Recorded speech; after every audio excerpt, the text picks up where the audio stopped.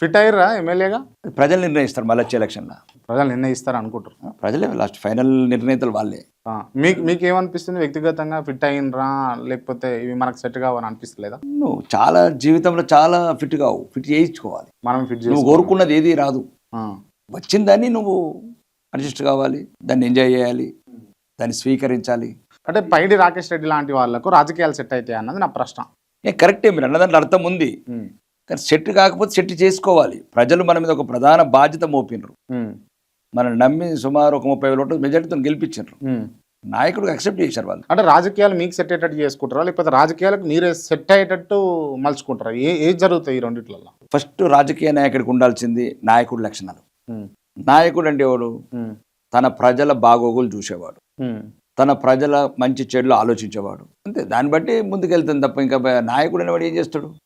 ప్రజలకు కావాల్సిన ఈరోజు సీఎం రిలీఫ్ ఫండ్లు కావచ్చు, ఎల్ఓసీలు కావచ్చు, లేకపోతే రేషన్ కార్డులు కావచ్చు, పెన్షన్లు కావచ్చు, అంటే ఒక వీటన్నిటిలో మీరు ఫుల్ఫిల్ అయ్యారా? అంటే కంప్లీట్ చేసుకుంటారా అన్ని? అంటే కంపేర్ చేస్తే తెలంగాణలో నేనే ఒక టాప్లో ఉన్నా అంటారా? ఏంది టాప్ 10లోనే ఉన్నాను. టాప్ 10లో ఉన్నారా మీరే? ఏది రేవంత్ రెడ్డి గారితో బాగా సాన్నిహిత్యం ఉందా ఏంది మీకు? రేవంత్ రెడ్డి గారు ఎవరు? మాకు ముఖ్యమంత్రి, ప్రభుత్వం మాది. నేను ప్రభుత్వంలోకి ఎమ్మెల్యేని. అది పార్టీ వాళ్ళది కాంగ్రెస్ పార్టీ, మాది బీజేపీ పార్టీ. రేవంత్ రెడ్డి ఎవరు అంటారు మరి? రేవంత్ రెడ్డి ముఖ్యమంత్రి గారి గురించి చెప్తున్నా నేను. ఇప్పుడు రేవంత్ రెడ్డి గారితో సన్నిహితం అంటే రేవంత్ రెడ్డి గారితో సన్నిహితం ఫ్రెండ్షిప్ వేరు. ఆయన ప్రభుత్వంలో గౌరవనీయ ముఖ్యమంత్రి, నేను గౌరవనీయ ఎమ్మెల్యే. మళ్ళా అవుతారా ఎమ్మెల్యే మీరు ఈ యాటిట్యూడ్ లేకపోతే ఈ బిహేవియర్ తోటి? నవ్వకండి అంటారు. గెలుపు శాశ్వతం కాదు, ఓటమి శాశ్వతం కాదు. అంటే రాజకీయాలలో ఎవరికి లేని అదృష్టం మీకున్నది. కట్ చేస్తే ఒక 3 నెలల్లో ఎమ్మెల్యే కూర్చుంటారు మీరు ఆరుమూరు మీద. అంటే ఆ అదృష్టం మీకున్నది. ఆ అదృష్టం మళ్ళా వరిస్తుందా మిమ్మల్ని అని అన్నది. నేను ఒకసారి ఆరుమూరు ప్రజల మీద సంపూర్ణమైన విశ్వాసం, నమ్మకంతో చెప్తున్నా. 50,000 ఓట్లతో గెలిచి తెలంగాణ ఆరుమూరు కాన్స్టిట్యూన్సీ మళ్ళీ 50,000 మెజార్టీతో తెలంగాణ హోంమంత్రిగా ప్రమాణ స్వీకారం చేసి. ఏ పార్టీ నుంచి? కాంగ్రెస్ పార్టీ నుంచా హోంమంత్రి? బీఆర్ఎస్? భారతీయ జనతా పార్టీ తప్ప తెలంగాణ ప్రజల ఆకాంక్షలు, వాళ్ళ ఆశలు, వాళ్ళు అభివృద్ధి చెందాలనుకునే రోజు అయితే భారతదేశం పరుగులెడుతుందో భారతీయ జనతా పార్టీలోనే ఉంటాను. రాకేష్ రెడ్డి గారు అంటే మీరు పగటిపూట కలలుగా అంటారా ఏంది?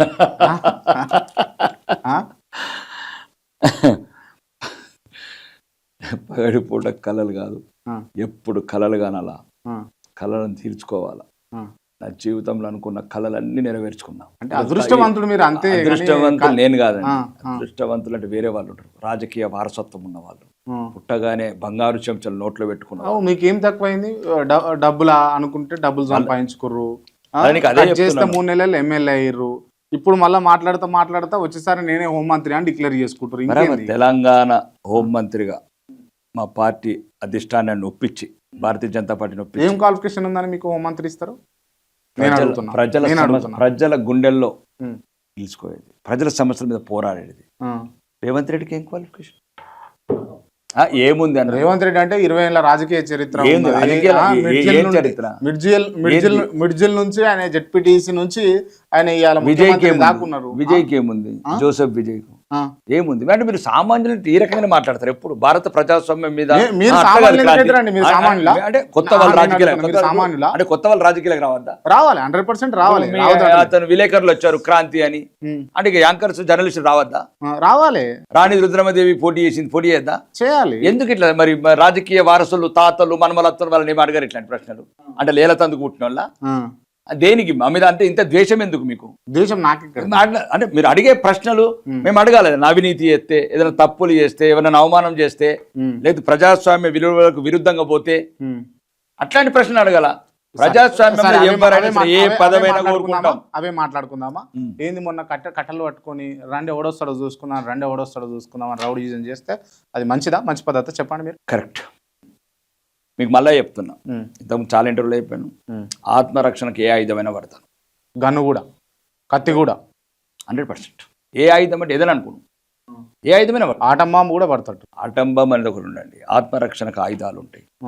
భారత రాజ్యాంగంలో, భారత న్యాయ వ్యవస్థలో కూడా ఆత్మరక్షణకు ప్రాణాన్ని కాపాడుకోవడానికి ఏమైనా చేయొచ్చు. ఏమైనా ప్రాణానికి అపాయం వచ్చినప్పుడు.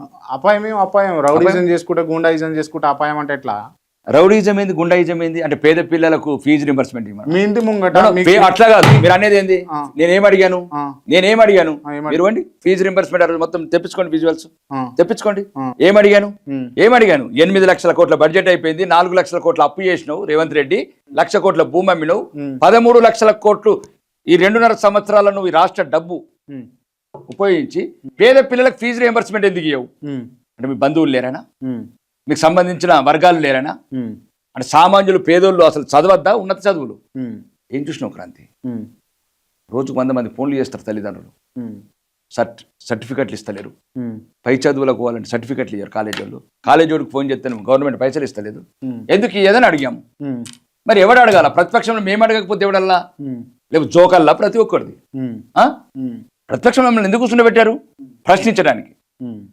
అడిగాము, అవు ఎందుకు నిరుద్యోగులు ఎందుకు తాగమంటూ? ఎవరు అసలు మీరందరూ ఎవర్రా? మీరందరూ నిరుద్యోగులని ఎంట్రీ ఎందుకు తాగమంటారు? ఎవరు అంటే మళ్ళీ నేను చెప్తున్నాను క్రాంతి, నేనేమంటున్నాను, ఆ రోజు రేవంత్ రెడ్డి గారిని అడిగింది ఒకటే, ఎందుకు తాగమంటున్నావు? నువ్వు రాజు అయితే రాజు వేయండొచ్చు, నువ్వు రాజ్యం వెళ్తే రాజ్యం వెళ్ళిండొచ్చు. మీరు ఎవరన్నా దిష్టి కాటుకు పెట్టారండి ఆ బిడ్డలకు? కన్నారా బిడ్డల్ని? పెంచారా బిడ్డల్ని? ఎంట్రీని తాగి చావమంటాడా ముఖ్యమంత్రి? దానికి సప్పట్లు కొడతారా కాంగ్రెస్ మంత్రులు నాయకులు? ఇది అడగారా క్రాంతి మీరు? డెఫినెట్ గా ఇది అడగారా రేవంత్ రెడ్డిని మంత్రుల్ని?